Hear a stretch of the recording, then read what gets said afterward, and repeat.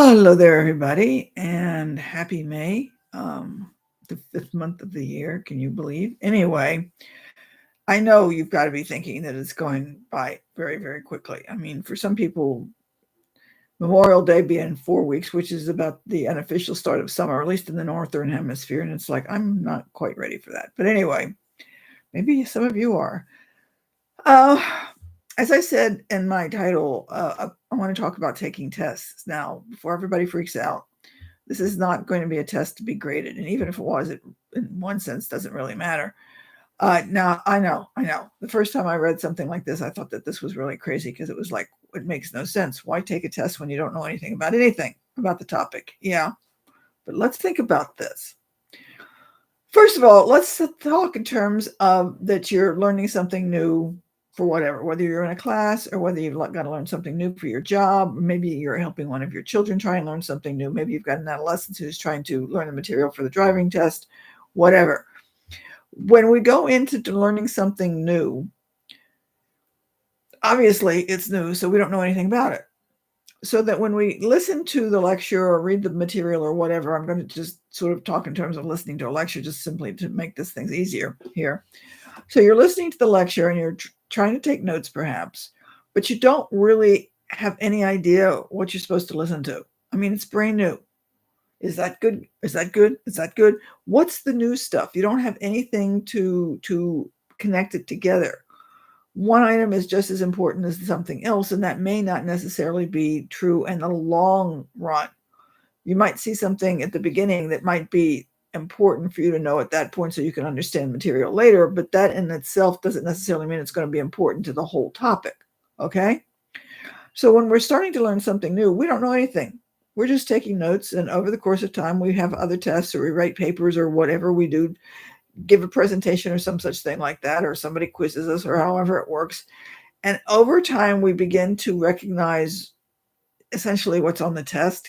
If we get tests, we start seeing questions that come up and you say, oh, I didn't realize that was important, or I'm not sure how to connect to that, or, oh, gee, I didn't study that at all. Okay. I'm guessing that some of you have been there. I know I have.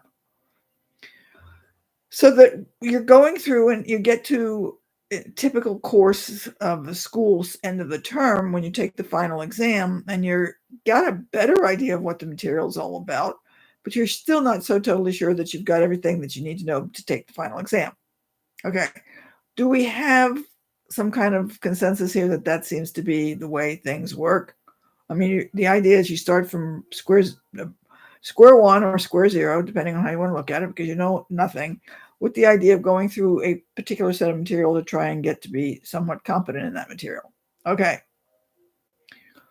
We all know for each of ourselves how successful that is. So it might be more successful for some of you than others. Some of you say, I'll never learn anything because it's just difficult for you. Okay.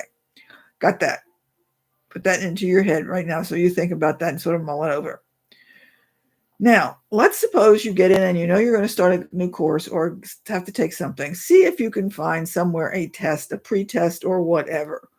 Maybe somebody's got a final exam that they took years ago or some such thing like that. Maybe there's a test on YouTube or some such thing like that. Maybe you can ask an instructor and say, I'd like to use it as a study mechanism. And when I'm finished, hopefully you'll understand why it's a study mechanism.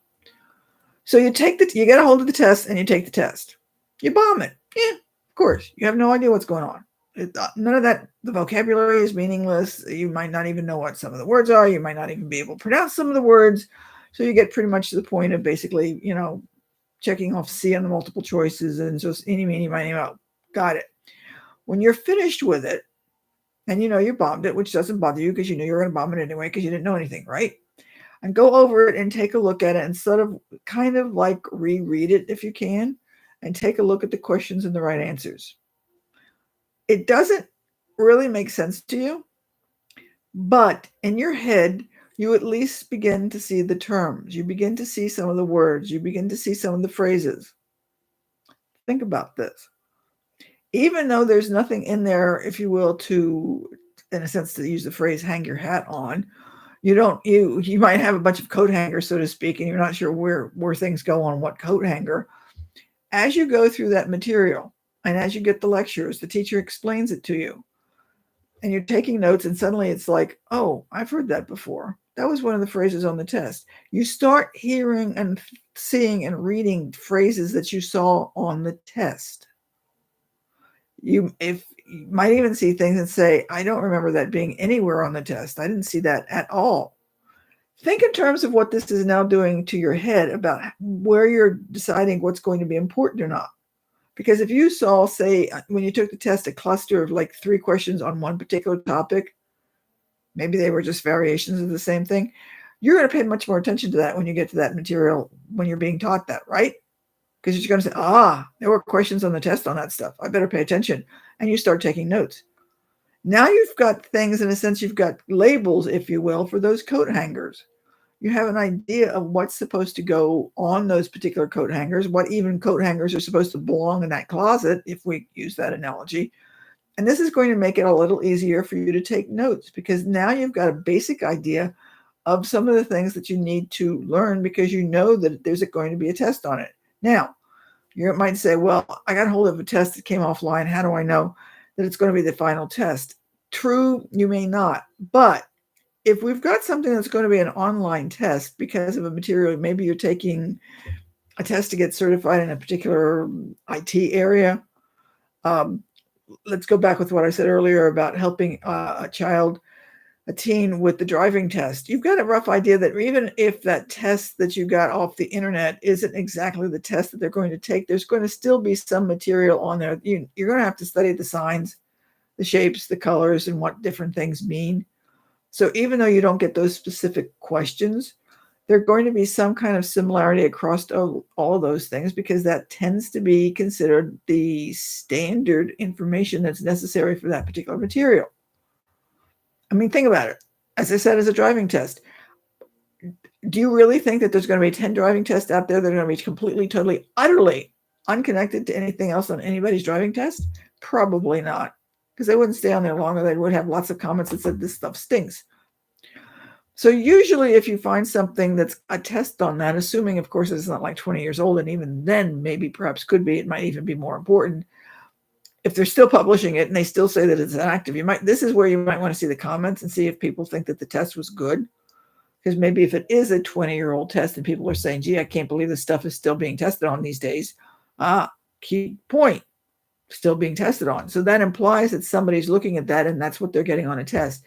So the odds are is that if you go to school A or employer B or some such thing like that, and they're trying to get you to understand this particular material, the odds are is it's going to be very, very similar from one place to another place to another place. And even though the test questions may not be the same, the areas probably are going to be very, very similar. So what you're doing when you take that test in the first place is at least get a sense of, it was not the intent when I started this thing, but now that I've said it, it seems to fit. Now, when you take that test initially, now you've at least be able to label some coat hangers so that you know how to hang them up and put them in the closet. At least, if nothing else, you know, this is summer, this is spring, this is fall, this is kind of goes across everything. So all the seasons, that is. So you at least start getting a sense of the things that when you do hear that material, you say, I better take a note on this. So your note taking improves. And over the course of the time, when you probably have subsequent little mini tests, so to speak, it allows you to refine that knowledge. So you do better when you get to the tail end of that, the end of the course, and the final exam, or that big presentation, or whatever it is that you have to take. Can you see how this works? Because what doing the initial test is, it gives you words, it gives you phrases, it gives you ideas of things that you need to study, as opposed to starting out the material, or starting out the course rather, without knowing any of the material, because none of it makes sense. Once things start to make recognizable to you, you'll say, oh, I maybe should take notes on that. Okay?